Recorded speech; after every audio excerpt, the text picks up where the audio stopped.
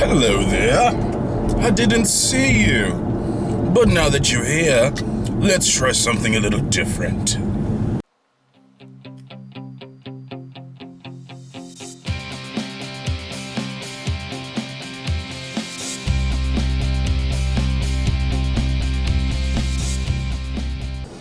What's up, guys? It's Alex. Thank you for tuning in for another, let's call it episode, whatever. They're not really that long. But, what's on today's agenda? We are going to go over the Cobb Accessport and its features, more so the features that come specifically with the car that every Mustang owner, manual transmission Mustang owner will get. There are some features that the automatic guys won't get that they don't need, like the launch control, which I believe is the only feature you guys don't get. But anyhow, we're going to go over these features, so let's go ahead and get started. I'm not using the regular mounting accessories for the Accessport. I actually got a suction cup mount with a, I guess you call it a cell phone holder. It kind of just squeezes it in there and holds it, which is really nice because I don't have to worry about sticking anything on the dash. And the cable actually goes down, it's looped into there, and it plugs right into the port, so I don't even have to worry about, cables hitting when I hit the clutch. So we were going to talk about features on the Accessport. So here's the Accessport. Like I said, I have boost pressure and actual air-fuel ratio displayed. That's what I like. But again, in the gauge option, you actually go into it. You can determine what you want on there. That's really your choice. I like the actual boost and the air-fuel ratio. For other purposes, I'll have oil pressure as well. For whatever reason, the gauges in the actual car don't really match up with the gauges on the Accessport, but as long as they stay within perimeter of how far they are apart, I suppose it's not really a big issue. So when we go into the performance measure, we can actually test our 0 to 60 time, and it's actually going to load, and we actually have to accelerate to start it, so we're not going to do that, sorry. And it gives you a quarter mile app as well, so you can do quarter and 0 to 60. It doesn't give you an eighth, which I suppose isn't that big of a deal. But for us, for example, not in Florida, but where I'm located, we don't really have an option to hit the quarter mile that often, because the closest thing we have is an eighth, and the quarter mile, for whatever reason, seems to be closed quite a lot.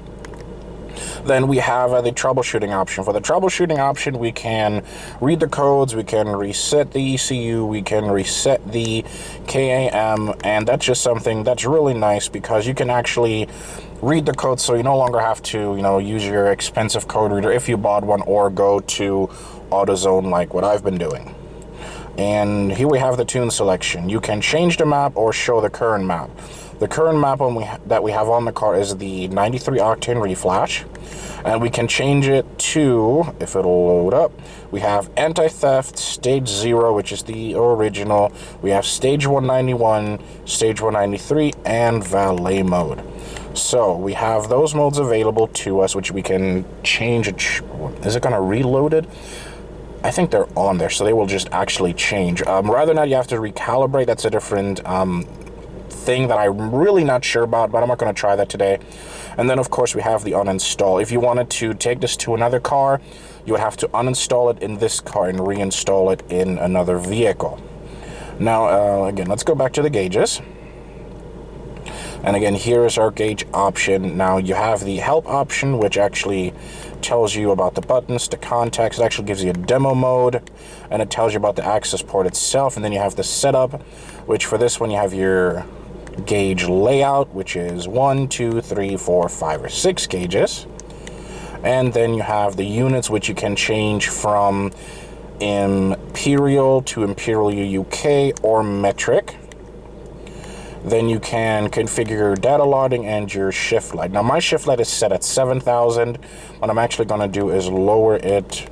Let me actually go ahead and lower it like to, I don't know, like 3,000, so I can actually show you guys what it's going to look like. And let's see, is it going to go on? Yep, there it is. There's a shift light. So that's pretty neat to have on the car. The gauge cluster itself, when you start getting close to redline, is going to change color. But yeah, that's something, I don't know. I wouldn't say it's a must to have the shift light configured on here. You could just have it off or set higher than what you need to. But I suppose it's still a neat thing to have. And then when you let it sit for a second, it'll go back to just full display mode. And there we go. In order to start data logging, you hit the OK button, which is this button right here. You'll notice at the top it says not logging. And then it says press OK to start logging, which is again this button here.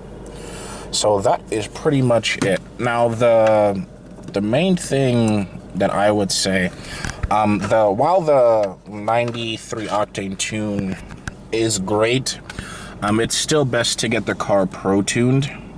I myself am thinking about going with Adam from AMA Performance to do pro tune on the car. I already did speak to him about some possible future business, but we have to see. I want to get a couple bolt-ons on before I do a complete pro tune on the vehicle. But yeah, those are the features on the Accessport. Like I said, if you're a manual guy, you will get launch control and burnout mode. Oh, also I forgot, you get flat foot shifting. If you're an automatic guy, you only get the burnout mode. Alright guys, so when you get this beautiful Accessport V3, the one thing that everybody gets on the car is a burnout mode. Now, the manual transmission guys, there's a couple of us, they also get launch control. And people always ask, how do you start launch control? Because I don't fucking understand the directions that they have. Here's how you start launch control. You select track mode. Again, track mode has to be engaged. The next thing you're going to do is hold your traction control. I think it's 5 or 6 seconds. And then it says advanced traction control off. If you don't have the advanced traction control off with the car in track mode, your launch control will not engage. Or if you're an automatic, your burnout mode, whatever. Ideally speaking, you don't really need a burnout mode if you're an automatic, but it's the same principle. Now, what the car's going to look for, it's going to look if your drive wheel, which this is which is it, the left or the right? I don't remember, but the drive wheel has to be stopped. You have to be in first gear, clutch down, and then you put your foot flat on the gas. No half-ass bullshit, just flat down. That was launch control. Now, that is one of the two features. You have fuel, which is this, and you have RPM, which if you hold the set button down, it'll go into RPM. You see how there's a difference? One of them will actually build boost for you, while the other one will just raise the RPM. Now, ideally speaking, you don't want to launch control, or I suppose two-step the shit out of the car, because it will harm the engine in the long run if you overdo it. But if you do it every now and then, it's not that big of a deal. So let's go ahead and try it out. Alright, so in order to work the launch control, we have the car in track mode and the advanced traction control off, foot on the clutch, first gear, foot all the way down, and go.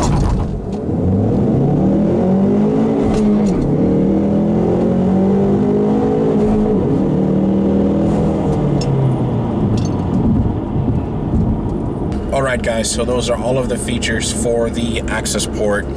Again, if you're a manual Mustang owner, you will get launch control, the burnout mode, flat foot shifting.